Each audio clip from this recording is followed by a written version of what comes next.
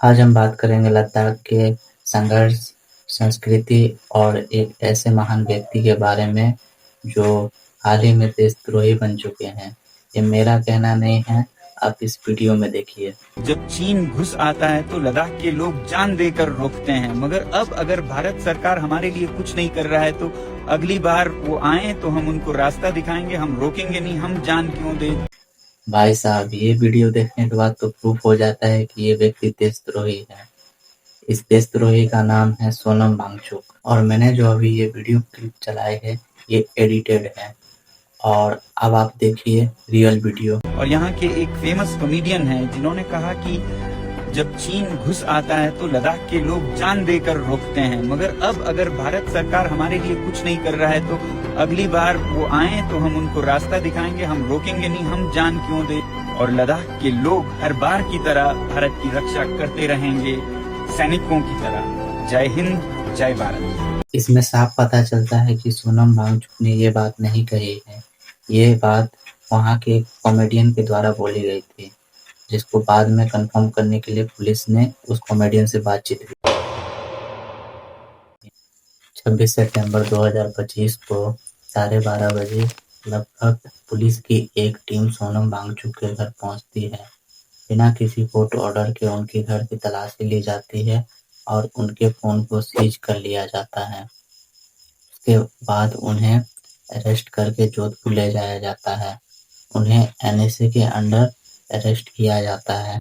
NSA के बारे में अगर आप लोग नहीं जानते हैं तो मैं बता दूं कि ये एक्ट सरकार ने क्यों जारी किया था। ये एक्ट सरकार ने 1980 में लागू किया था। इस एक्ट में अगर कोई व्यक्ति देश के लिए खतरा है तो उस व्यक्ति को 12 महीने तक डिटेन किया जा सकता है और कोर्ट में भी पेश करने की जरूरत नहीं है। ये एक्ट जब सरकार ने लागू किया था तब सरकार का उद्देश्य आतंकवाद को रोकना था, लेकिन यहाँ पे ये एक्ट फेमस साइंटिस्ट पर लागू हो रहा है। लद्दाख के लोग लगभग 5 सालों से शांतिपूर्ण प्रदर्शन कर रहे हैं। उनके मुख्य रूप से 4 डिमांड है। संविधान के 6ठे अनुसूची में लद्दाख को शामिल किया जाना चाहिए ताकि आदिवासी इलाकों को स्वशासन, रिसोर्सेस और संस्कृति की सुरक्षा मिले। लद्दाख को पूर्ण राज्य दर्जा दिया जाए। लद्दाख के तरफ से 2 एमपी नियुक्त किए जाए। लद्दाख में सिक्योर जॉब के लिए एक पब्लिक सर्विस कमीशन लागू किया जाए। सोनम वांगचुक ने 2020 से लेकर 2025 तक कई सारे प्रोटेस्ट किए। मई 2020 चाइनीज प्रोडक्ट को बॉयकॉट के लिए आंदोलन। जनवरी 2023 पर्यावरण सुरक्षा व 6 शेड्यूल की मांग को लेकर 5 दिन का भूख हड़ताल। फरवरी 2023 लद्दाख की सुरक्षा की मांग के लिए दिल्ली में प्रदर्शन। मार्च 2024 6 शेड्यूल और स्टेटहुड की मांग के लिए 21 दिन का भूख हड़ताल। 1 सितंबर 2024 लद्दाख से दिल्ली तक 1000 किलोमीटर पैदल मार्च। नमस्कार, जुले सलाम। ये है लद्दाख का दिल्ली चलो आंदोलन और आज 1 सितंबर को हम 25 किलोमीटर चल चुके हैं। 10 सितंबर 2025 6 शेड्यूल और राज्य का दर्जा मांगते हुए 35 दिन की सामूहिक भूख हड़ताल। 10 तारीख से ही सोनम वांगचुक की स्ट्राइक पीसफुली चल रही थी, लेकिन 23 सितंबर को उनमें से 2 लोगों की तबीयत खराब हो जाती है, जिससे उन्हें हॉस्पिटल भेज दिया जाता है और इसी के बाद से लोगों का गुस्सा भड़क उठता है और ठीक एक दिन बाद 24 सितंबर को लोग मार्टिस ग्राउंड में इकट्ठा हो जाते हैं और कई लोगों के अपने-अपने कारण थे। उनमें से एक कारण बेरोजगारी भी थी। जम्मू कश्मीर से अलग होने के बाद लद्दाख में जॉब्स की कमी देखी गई, जिसमें 26.5% ग्रेजुएट बेरोजगार हैं। देश में अंडमान एंड निकोबार के बाद सबसे ज्यादा बेरोजगारी लद्दाख में है। 24 सितंबर को यही सब कई कारणों के वजह से पुलिस और प्रोटेस्टर के बीच क्लैशेस हो गए, जिनमें कई गाड़ियां जला दी गई, तोड़-फोड़ भी देखी गई है और इसी का जवाब देते हुए पुलिस ने लाठीचार्ज की और आंसू गैस भी फेंके। कई लोगों का कहना है कि पुलिस ने सीधे तौर पे फायरिंग भी चालू कर दी, जिनमें 4 लोग की मौत हो गई। 80 से ज्यादा लोग घायल हो गए। शॉकिंग की बात तो ये है कि उन 4 लोगों में से मरने वाले एक कारगिल वॉर के वेटरन थे, जिनका नाम सेवांग थारचिन था। इस वायलेंस को देखकर सोनम क्या कहते हैं, देखिए।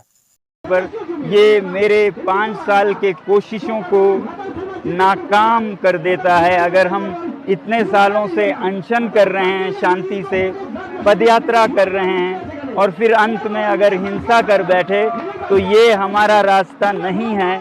इसलिए मैं फिर युवा पीढ़ी से हाथ जोड़कर विनती करता हूं कि हम शांति के ही रास्ते से सरकार को कहें। इस वीडियो से साफ पता चलता है कि सोनम नॉन वायलेंस से कितना दूर रहना चाहते हैं। वो हमेशा से गांधीयन रूल को फॉलो करते हैं और कोई भी मसले को नॉन वायलेंस तरीके से सुलझाने की कोशिश करते हैं। आप लोगों ने बचपन में एक मूवी देखी होगी, 3 इडियट्स। उसमें जो एक कैरेक्टर होता है रेंचो, वो सोनम वांगचुक से ही इंस्पायर है।